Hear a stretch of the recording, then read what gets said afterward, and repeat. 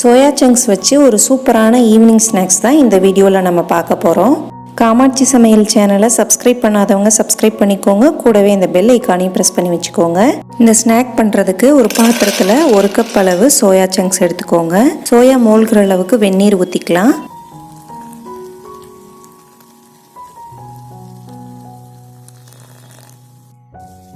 ஒரு ஸ்பூன் வச்சு நல்லா கலந்து விட்டுட்டு மூடி போட்டு 10 நிமிஷம் ஊற வச்சுருங்க.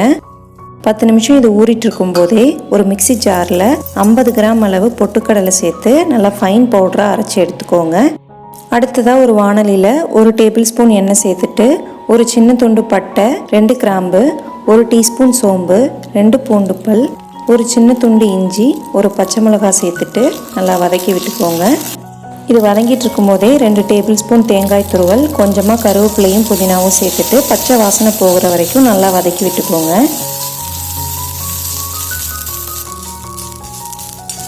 நல்லா வதங்கினதுக்கப்புறம் மிக்சி ஜாரில் சேர்த்துட்டு கொரப்பாக அரைச்சி எடுத்துக்கலாம்.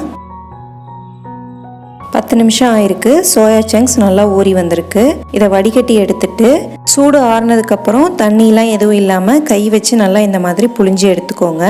தண்ணியாக இருந்துச்சுன்னா டேஸ்ட் நல்லா இருக்காது. அதனால சுத்தமாக தண்ணி இல்லாமல் புழிஞ்சு எடுத்துக்கணும். புழிஞ்சு எடுத்த சோயா சங்க்ஸ் எல்லாத்தையும் மிக்சி ஜாரில் சேர்த்துட்டு கொரப்பாக அரைச்சி எடுத்துக்கலாம்.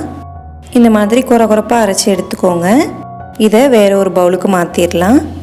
அரைச்சி எடுத்து இந்த சோயா சங்க்ஸ் கூட 1/4 டீஸ்பூன் மஞ்சள் தூள், 1/2 டீஸ்பூன் உப்பு, 1/2 டீஸ்பூன் கறி மசாலா தூள், 1/2 டீஸ்பூன் மிளகாய் தூள், ஒரு கைப்பிடி அளவு வெங்காயத்தை பொடியாக கட் பண்ணி சேர்த்துட்டு எல்லாத்தையும் நல்லா கலந்து விட்டுக்கோங்க. இது எல்லாத்தையும் நல்லா கலந்ததுக்கப்புறம் நம்ம பொடி பண்ணி எடுத்து வச்சுருக்க பொட்டுக்கடலை மாவை இதில் சேர்த்துட்டு கலந்துக்கலாம்.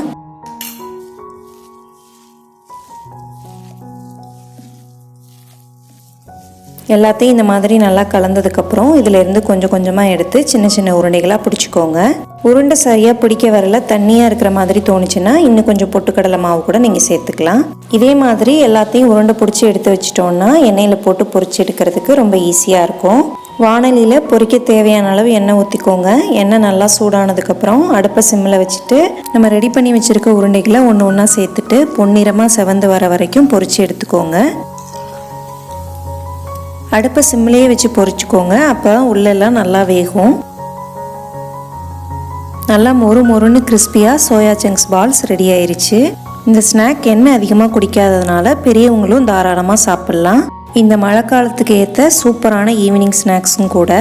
இதே மாதிரியே நம்ம ரெடி பண்ணி வச்சுருக்க எல்லா உருண்டைகளையும் எண்ணெயில் போட்டு பொரிச்சு எடுத்துக்கலாம். நல்ல மசாலா வாசனையோட சாப்பிடும்போது ரொம்ப டேஸ்ட்டாக இருக்கும்.